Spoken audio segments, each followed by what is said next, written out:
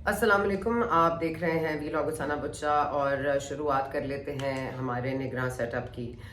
निगरां setup का जो एक सिलसिला है वो हमारे मुल्क में बहुत ज़्यादा इसकी रोशन ख्याली है इसके हवाले से, और हम इसको बड़ा पॉजिटिव लेते हैं। लेकिन हम ये भूल जाते हैं कि निगरां सेटअप पूरी दुनिया में कोई 3-4 ममालिक में ही प्रैक्टिस किया जाता है, लेकिन हमारे यहाँ इसकी बड़ी हौसला अफजाई भी की जाती है। और ये भूल जाते हैं कि ये इंटरिम सेटअप का मामला है ही क्योंकि आप पर एतमाद नहीं है कि हमारा जो ट्रांसफ़र ऑफ पावर होता है वो एक से दूसरे पार्टी को या जो भी मेजॉरिटी में आए उसको मुंतकिल करने के लिए हमें एक गैर सियासी शख्सियत की ज़रूरत होती है, और आके वो निगरां सेटअप को संभालते हैं। अब निगरां सेटअप के हवाले से अगर हम बात कर लें तो इस मुल्क में पता नहीं चल रहा कि ये जो निगरां सेटअप है ये जो बदनीयती पर मबनी है या कोई नेक नियति पर मबनी है। अगेन इसकी जो वजूहात हैं वो बड़ी सिंपल हैं कि आप पर भरोसा नहीं है। ट्रांसफ़र ऑफ पावर हमारे यहाँ हमेशा एक कंट्रोवर्शियल मैटर रहा है और आइंदा अब मुझे नहीं लगता कि ये कोई सुलझने जा रहा है। अब आ जाए जी हमारे वज़ीर आज़म जो निगरां हैं काकड़ साहब पे। तो अनवारुल हक काकड़ साहब मेरा ख्याल है अगर ये याद रखें कि निगरां सेटअप में उनका बस इतना ही रोल है कि वो बराए मेहरबानी इलेक्शन की प्रोसेस को साफ और शफाफ बनाएं, और इसके अलावा उनका कोई काम नहीं है। लेकिन अब देखिए ना, उनको कितना शौक है टीवी पर आने का। कभी वो ऑक्सफोर्ड जाते हैं, वहाँ पर खिताब करते हैं, कभी वो लंदन जा रहे हैं। उनके जो गैर मुल्की दौरे हैं वो तो ख़त्म होने में ही नहीं आ रहे, और उनको टीवी पर आने का बहुत शौक है। हर किसी को उन्होंने इंटरव्यू दिया है, और कभी बात करते हैं इमरान खान साहब माइनस हो जाएंगे, कभी बात करते हैं नवाज शरीफ साहब को अरेस्ट कर लिया जाएगा। इनका निगरान हुकूमत ये बता दे कि इनको ये मालूमात कैसे हैं और क्यों हैं। तो साथ साथ अगर अगर तो अपने आप को गैर मुतनाज़िर रखते काकड़ साहब, तो मेरा ख्याल है कि हमें कोई वीलॉग करके उनकी बुराई नहीं करनी होती, और मैं पहले भी एक मुफस्सल किस्म का एक वीलॉग कर चुकी हूँ काकड़ साहब पे। लेकिन आप देखिए ना, डेंटिस्ट के पास भी जाते हैं तो वहाँ भी तस्वीर खिंचाते हैं। उसके बाद वो पोलियो के कतरे भी खुद पिला रहे हैं, अच्छी बात है। लेकिन आप ये याद रखिए कि आप एक निगरां वज़ीर आज़म हैं। आपका काम जो है, जो आपका रोल है, उसी की हद में रहिए, उससे ना आगे बढ़िए ना उससे पीछे हटिए। लेकिन यहाँ पर हमारे आ जाएं जी सरफराज बुगटी साहब, हमारे जो वज़ीर दाखिला हैं। माजरत के साथ वज़ीर दाखिला साहब का समझ नहीं आ रही कि वो कर क्या रहे हैं। वो आते हैं, वो कहते हैं कि हमने फलां को इतने स्मगलिंग करते हुए पकड़ लिया, फलां चीनी हमने इतनी हासिल कर ली, फलां आटा हमने इतना दरामद कर लिया। माजरत के साथ बुगटी साहब ज़रा ये भी फरमा दीजिए, आज उनसे एक सहाफ़ी ने सवाल किया कि ये जो सियासतदान होते हैं ये तो ज़रूर इन्वॉल्व होते हैं, लेकिन साथ साथ क्या फ़ौजी अफसरान भी शामिल हैं? तो उन्होंने कहा जी फ़ौज एक मुनज़्ज़म इदारा है और उसकी अपना एहतसाब का मामला है, तो वो एहतसाब हो जाएगा। और वो फ़ौज अच्छी है, और फ़ौज में ऐसे लोग जो हैं उनको कैफरे किरदार तक लाया जाएगा। आर्मी चीफ बहुत अच्छे हैं, हमें ये बता के प्रेस कॉन्फ्रेंस ख़त्म हो जाती है और हमें आगे से पता नहीं चलता। फिर बार बार कहते हैं कि हम बहुत थोड़े अरसे के लिए आए, हम थोड़े अरसे में बड़े सख्त इकदाम कर रहे हैं ताकि मुल्क के हालात बेहतर हो जाएं। तो ये जो थोड़ा वक्त है, जो ये सख्त इकदाम हैं, इनकी डिटेल्स जब मांगे तो कहते हैं अभी हम नहीं ऑन रिकॉर्ड ला सकते, अभी हम नहीं जवाब दे सकते, वक्त आने पर बता दिया जाएगा। भाई, आप जिनको अरेस्ट कर रहे हैं उनको ट्राई तो आने वाली हुकूमतों ने करना है, या जो भी आएगी मेजॉरिटी में उसने करना है, आपने तो नहीं करना। तो ये जो वक्त आने पर बताएंगे, तो जब वक्त आएगा तो ना इनके पास शो होगा माजरत के साथ, ना कोई बंदा होगा। इनको समझ नहीं आएगा कि उधर जाके बताएं कि इनको क्या क्या मालूम है और क्या क्या मामलात इनके सामने हैं और क्या क्या मामलात इन्होंने नहीं हमें बताए।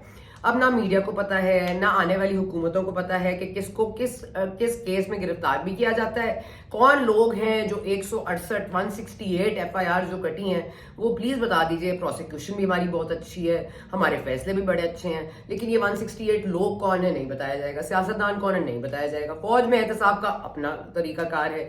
तो इस मुल्क में मेरा ख्याल है यही होगा कि अब हम यही देखेंगे कि ये अपने अपनी जो कारस्तानियाँ हैं वो कर दें, और इस मुल्क का बस अल्लाह ही हाफिज़ है। फिर इस पे आ जाते हैं कि हम जो इनके इख्तियारात की बात है, कभी किसी के इख्तियारात को कम कर दिया जाता है, कभी किसी निगरां सेटअप के इख्तियारात को बढ़ा दिया जाता है।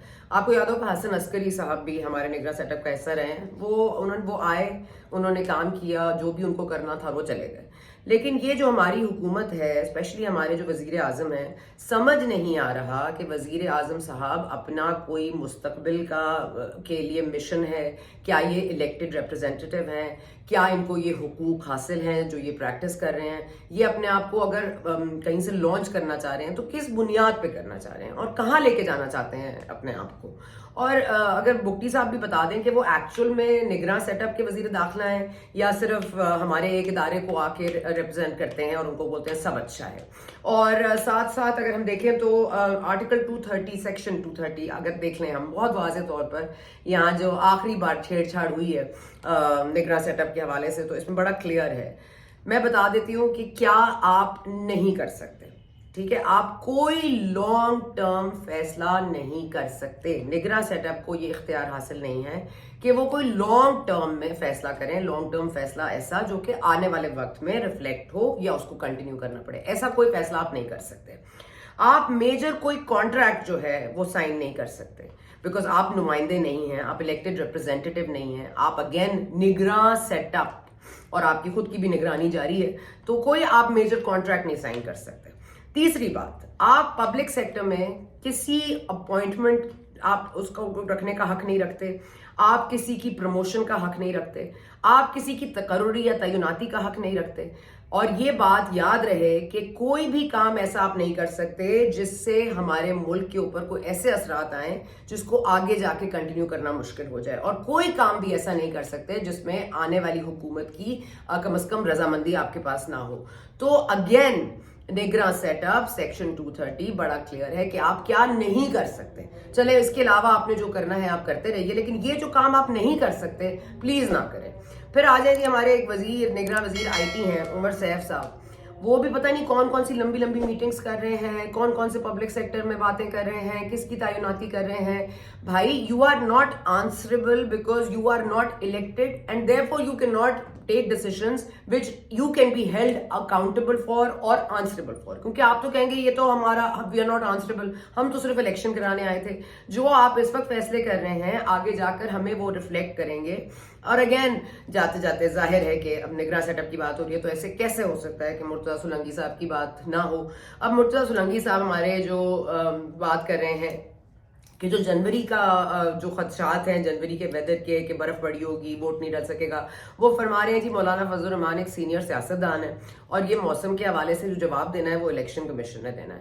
اب مرتضیٰ سولنگی صاحب ہمارے ظاہر شعبے سے ان کا تعلق ہے, ہم کولیگز بھی رہے ہیں اور ان کے لیے بڑی عزت اور رسپیکٹ سب کچھ ہے, لیکن ایسی بات نہ کریں اور ایسی پوزیشن نہ لیں مرتضیٰ سولنگی صاحب کے آپ کے پاسٹ کو اور آپ کے فیوچر میں جو آپ اس وقت روشنی اپنے اوپر لینا چاہ رہے ہیں, جو لائم لائٹ میں آپ آنا چاہ رہے ہیں, وہ ایسا نہ ہو کہ یہ جو روشنیاں ہیں وہ آگے جا کے جو ہے نا وہ بلب بھی فیوز ہو جائیں آپ کے فیوچر میں یا آپ کے پاسٹ کو کوئی ڈارک لائٹ میں دیکھا جائے.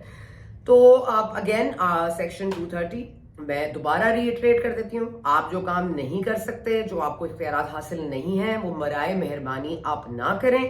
اور اگین پلیز پڑھ لیجئے آرٹیکل 230 کلیئرلی بتا رہا ہے اور آپ نگراں سیٹ اپ کے پروسیس میں آئے ہیں, آپ نے الیکشن کروانے ہیں, الیکشن کے بعد آپ نہیں کرتے, آپ صرف بتاتے ہیں کون مائنس ہوگا, کون گرفتار ہوگا.